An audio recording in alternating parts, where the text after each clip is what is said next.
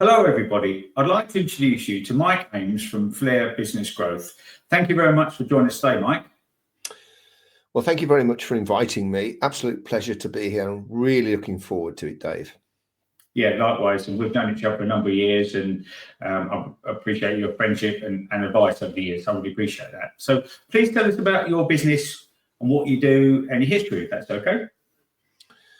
Of course, I'll do that as quickly as I can for you. I started in IT, which the only reason I mention that is I think that IT, or computer science as it was called in the 70s, is a great founding for business because it makes you analyze things and think things through and plan before you execute. And you're not very good in IT if you don't do that. And I was okay actually at it. So that habit served me well when I switched across into recruitment in 1988. And just worked for someone. And then 6 months later, we set up our first business together. That thing where you're sitting in the pub with someone and conversation gets around to it and someone says, well, hey, we could do this ourselves. How hard could it be? Turns out very hard, but we didn't know that at the time. So we ran that for a short time.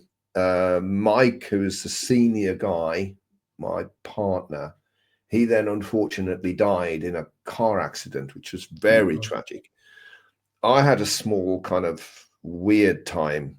I think there was a breakdown in there somewhere. Actually, it was a terrible time for all of us, but not least of it his family, which was, I mean, I just can't tell you how bad that was. But from that, then, I think it changed me from being one kind of person to be another kind of person, because if I hadn't changed, then the business wouldn't have survived. And so we built that business up over the following 10 years. And I sold it to an American company called Modis in 1998.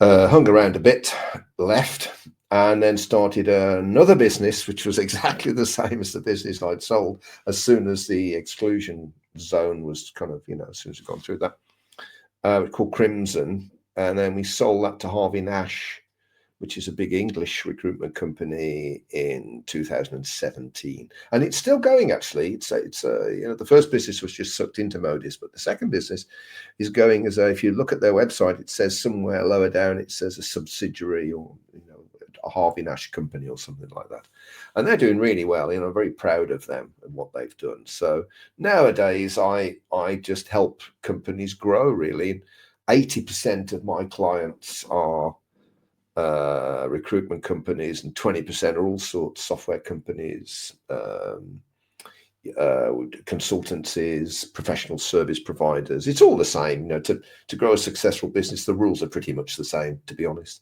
They don't change that much. Yeah, and having been there and done it, it's good that you've got that experience to show people and guide people. And I remember when we set this business up many years ago, all the things I thought were hard were easier than I thought, but a lot of things I thought were easy were very hard. I think it's the things that you don't know that kill you. I mean, I think we all know what we know. We know some of the things that we don't know, and we're working hard to fill that gap, taking training courses or studying or something. But then it's the stuff that you don't know that kills you in business, because it just suddenly something happens and you think, where did that come from? And I think it's really important for any business owner or anybody in business, really, not just owners. I don't think it's limited to business owners, but to spend a lot of time getting to know the things that you don't know, because you'll have a safer business if you do that. Sound advice. So you obviously work with and talk to a lot of recruitment businesses across a number of sectors. If you would give us an overview of the recruitment business sector and how you see it developing over the next few years, because of the economy and certain things like AI, how do you see it all developing? Oh, it's not pretty, I think. It's not pretty. Well, there are three big impacts on this. And I think the first one is that the economy is not as good as it was. There's no question. People are being a bit more cautious on how they hire, and they're not doing quite so well, so they're not hiring as many. But that comes and goes. The economy has grown and shrunk for years. That's a transient thing. I think that the other thing that's happening is the rise of TAs, which are talent advisors, talent acquisition. And so companies are basically saying, I'm not going to hire a recruiter to do a work and pay them a percentage of the salary. I'm going to employ someone to do that for me. And that's taking a lot of work. But again, I've seen that come and go in the past, right? Because it's not, recruitment isn't as easy as people think it is, as you well know. But people think it is, so they hire people and they're not that good, or they don't have a big network, or they don't really fully understand what's going on. Or they're peaks and troughs, so they're massively overworked and everything slows down, or they've got kick in their heels. It's not ideal. So that will drift away. People will drift away from it. But the thing that's going to kill recruitment is AI. There is no question. It's going to start at the bottom and work up.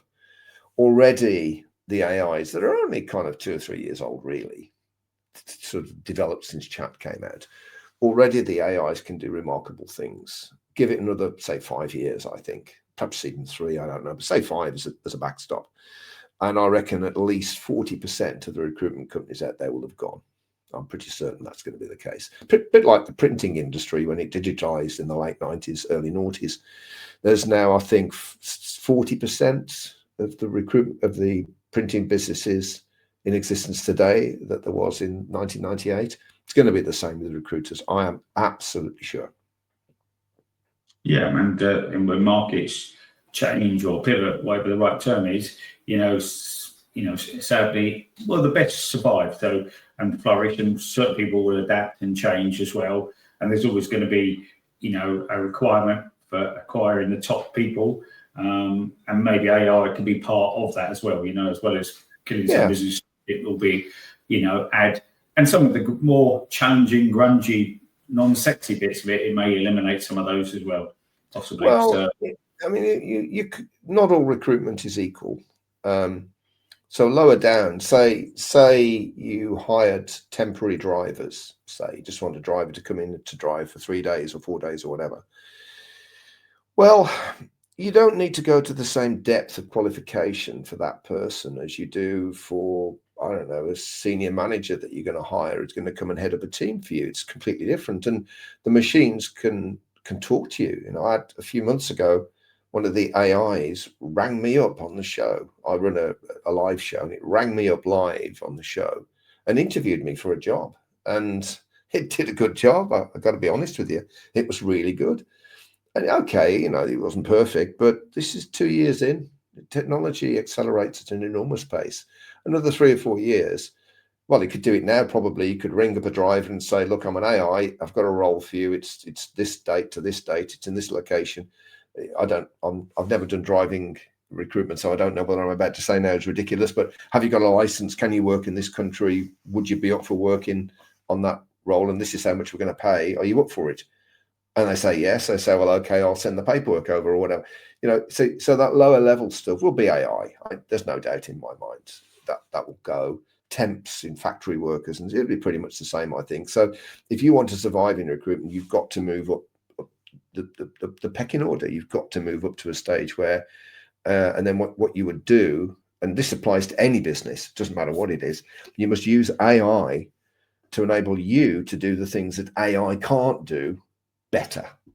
That's what we want it to be. So it makes you more effective and amplifies your ability to do things. But then those things you do are things that AI can't do, like build relationships, for example. Machines can't do that. And I think it'll be a very, very, very long time before they can do that, if ever. So if you can use AI to enable you to build more and deeper relationships with important stakeholders inside your business and outside your business, I think that's the correct use of it. To automate things, you've got to be careful because you're just commoditizing it, and it's a race to the bottom, I think. No, that's sound advice. And also, I think in every supplier relationship, whether you be a customer, a carrier, in logistics, you've got to add more value than you cost, or they'll take you out. You've got to add value, and you've got to do stuff they can't do themselves. I mean, where it'll work really well, I think, for companies, say driving companies, for example, that have got a customer customer success or customer support team, and they're expensive if they're people, of course, so you don't have perhaps as many as you would like, is you will get a machine that knows you. So the machine, the last time you rang in, you got the same machine. It knows everything you've ever done with that company. It knows every time you've rung in and complained about something or wanted something. It knows all of that. You don't have to explain anything. It knows you by name. Whatever information you've given it, it knows. So the conversation is a continuation of the last time you rang in with a problem or an issue or a question. It knows all of that. So, oh yeah, hello Mike, how you doing? Hello, yeah. What can I do with you? Well, I've got this problem. Oh, you had that problem before, didn't you? Let me have a look at that. Oh yeah, see what we did there. We did this, that, and the other. Maybe we could do the same again. It's that kind of thing. I think it won't be that far off. So you can prioritize much more important problems that are going to need a person to get involved and make decisions, because I think it's the decision making that will be difficult to hand over to the machines. They'll be able to do the practical things like have a conversation and gather data, of course, but if you want them to make important decisions, probably that's going to have to be with a person. So the sooner that you can sift out the small things that the machines can just do and just, yeah, we can do that for you, it's done, yeah, whatever, the better. Just leaves then the really important stuff for people to deal with. And again, it's not rocket science. I mean, people know this with AI. I'm not telling you something you don't already know, but I think that's where the AI will have a big impact on all of us, including logistics suppliers. Of course, yeah, thank you. And so the next question I ask people are, what are the biggest opportunities and threats, for the sector? So we'll talk about some of the threats, but, if you're looking across the range of recruitment companies and the people you're talking to, what do you see as the opportunities for companies, in the sector? Well, if you're logistics is a service, right? As far as I'm aware. Okay, you've probably got assets in lorries and things. I'm not really, up on it really, but it is a service provider. We want, in the very, very simplest of forms, we want this thing that's here. We want it to be there. That's what we want. And there's a whole bunch of stuff that people do when they're involved in that to make that happen. And obviously sometimes problems occur. And so therefore you want things to be sorted out. I think the third thing, and I'm going to bring all this together in a minute for you. I think the third thing is that people still like to deal with people, I think. And what's happened in loads of industries, and it may have happened in the logistics industry too, is that everything's become a lot less personal. No one's got time. Everyone's transactional, and we want to deal with this and get on to the next. And I think the companies that do well in the new world will be the ones that use the technology out there to enable them to just have relationships again, to have the time to be able to do the things again that AI can't do. I'll come and see you. Since COVID, on-site visits for a lot of people have become a very rare treat almost. And yet, as well as I do, if you go on site and talk to a client or a potential client, you're going to get a lot more from that than you are from a telephone call or even a video call. You just do. So if you've got more time available, you can revisit how you actually interface with all of those external stakeholders, whether they're clients or whether they're suppliers or whether they're your drivers or whatever it is. You can begin to build a stronger relationship with them. And I think that is a massive opportunity, because those companies that do well are those companies that specialize. So focus and niche is very important. And again, it doesn't really matter what you do. If you're considered to be the best that does this, you're more likely to get work.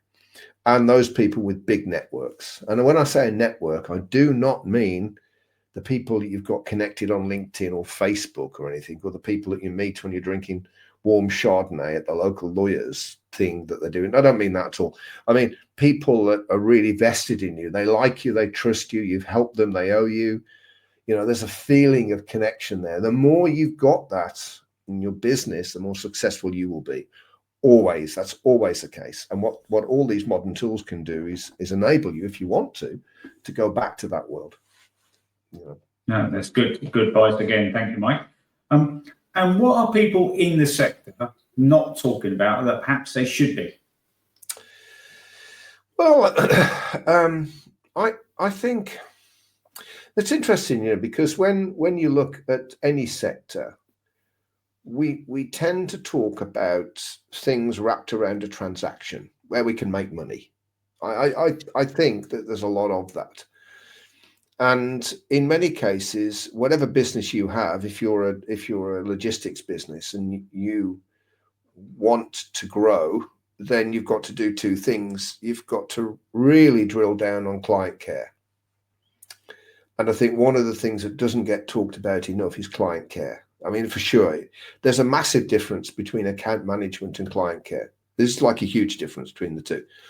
But what most people do is translate client care into account management. So they think it's all about getting work, really, and sorting out problems, which is an element of it, of course, but it's not the whole thing. Client care is how you make people feel, really. I mean, that's the bottom line. And to do that, you've got to have a whole bunch of new structures in place. I mean, one of the things that I think all companies should do, but very, very few of them do, and this applies to anything, particularly service businesses, but any kind of business really, is to have a VOTC, right? Voice of the customer. Let me tell you about this because it gets misunderstood tremendously, right? So here's the thing. A few years ago, I was doing some consultancy work for a big firm. It's an international firm, but I was based in Milton Keynes. And we were doing this project and kept getting data come in from a thing called VOTC. It's like, oh, got this data from VOTC. So I said, well, what is that then? And it's this project that they ran where essentially what they were doing was encouraging their clients to criticize them. I mean, that's the best way I could put it. So most client surveys are designed and run to get good scores. I mean, that's it. My daughter bought a car recently from a well-known German car manufacturer, and the sales lady at the end of it said, "Oh, can you score me a 10 on everything, else I'll get shouted at." Okay, you're a nice person, I'll score you a 10. So what's the point of that then? How will that improve anything? So VOTC is this two-level thing. So level one is online surveys, which you can send to everybody. You'll get about a 5% return on that. So you can offer people rewards. So you might push that up to 15%, but it's normally the people that like you that fill it in, quite frankly. So it's a limited use. You get a distorted view of what you do. But at least it tells everybody you're serious about quality because you have a chance to kind of complain if you want to. But actually, the real VOTC, which you would reserve for your most valuable clients or the clients who've got the most potential to deliver growth for you, is a telephone-based VOTC. And it's between 30 minutes and 45 minutes. I know what everyone says, oh, I'll never get that. Yes, you will. Yeah, you will. We do loads of them for our clients.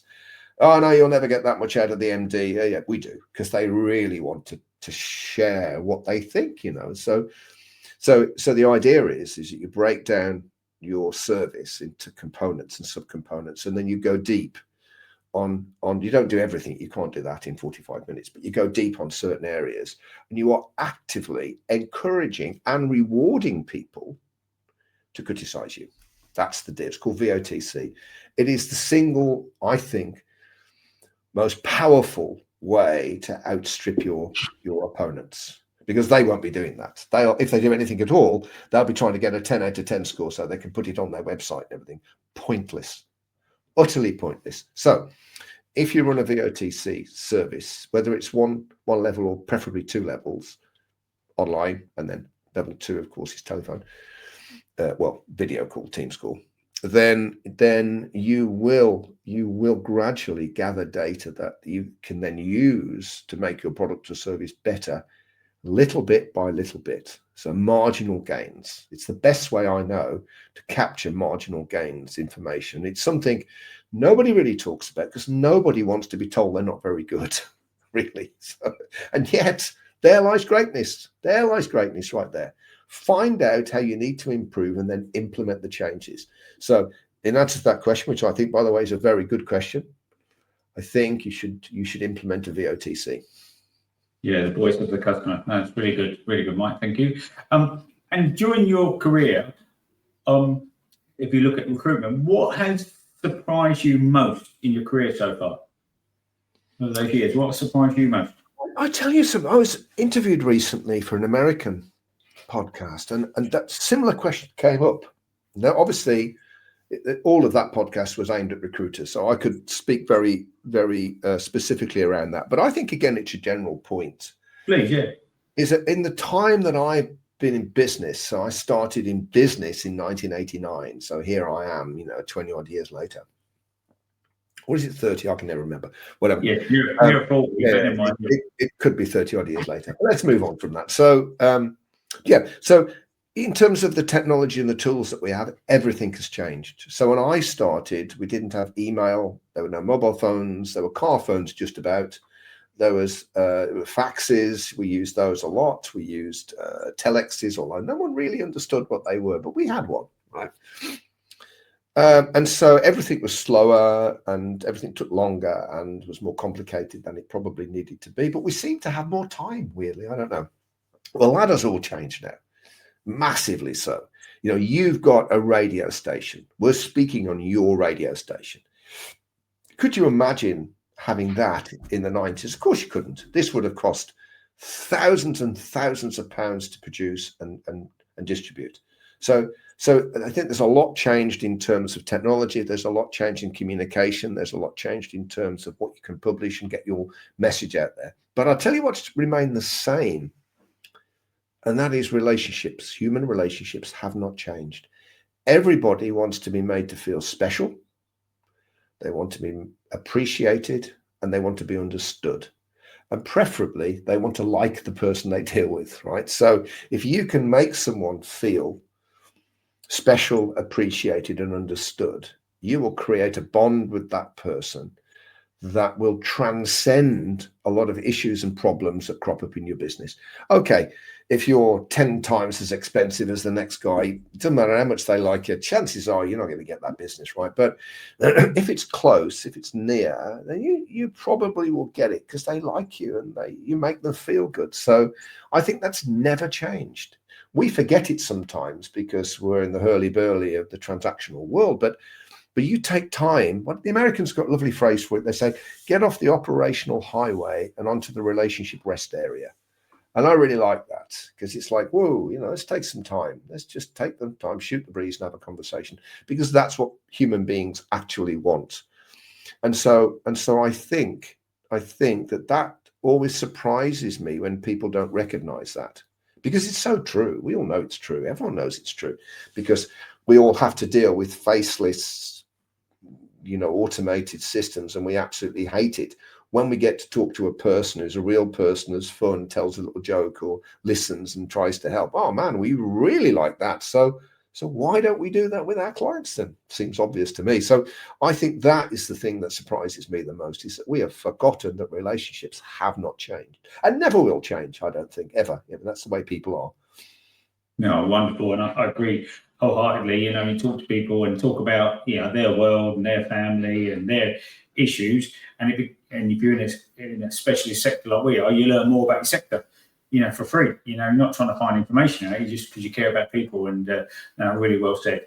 I'm going to let you represent the recruitment sector now. My last question. If you could speak to the Prime Minister, then what would you ask them to do to assist the sector grow and flourish? Well, number one, roll back IR35. I think that's decimated the contract industry, and the contract industry is really useful for business because they could just draft people in and out as they needed to very quickly.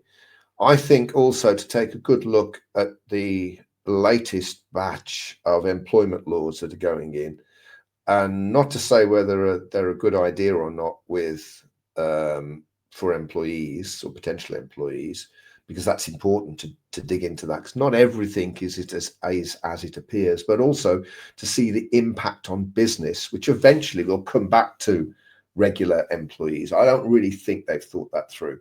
I don't think they're particularly growth friendly. They're over regulating, I think, and I think they need to strip that regulation back and make it easier. In the United States, I've forgotten the exact figures now, unfortunately, but I think it's that businesses in the United States are 10 times more likely I've made that figure. It could be 8, it could be 12, but it's a big number. More likely to get funding for business if they want. And it's created this environment where people are prepared to take a risk and crack on. It's easy to set up and go. In this country, we just made it harder and harder, I think. And so I don't want to deregulate and strip everything away. I'm not of that belief, but I think that they're going too far for the right reasons. I don't blame, what they're doing. I think they probably think they're doing the right things, but they're so not, as you could see from the last budget, which effectively, well, it crushed, I think, any chance of growth. And we've got another budget coming around in November, and who knows what they'll do. But I think if you want growth, you've got to make it easier for people to take risks and be rewarded for those risks, not punished. Okay, Mike, thank you. And I just want to say thank you so much for your time, your views, and it was really interesting to hear your views and thoughts that could help all businesses. Thanks so much for your time, Mike.